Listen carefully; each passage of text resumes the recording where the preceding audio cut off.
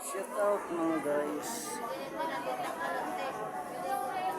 Nandito po kami ngayon sa Calpayog City.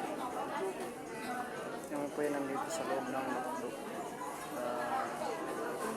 Ito po ay ganap ng birthday ng tatay ng pinsan ko.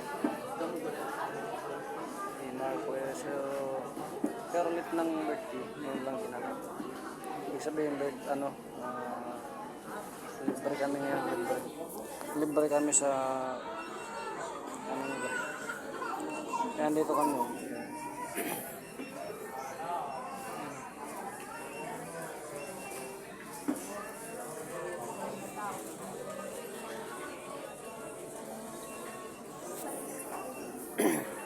Ay mga kamag-anak.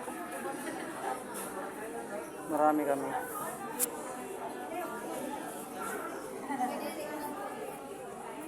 Nandito na mga guys sa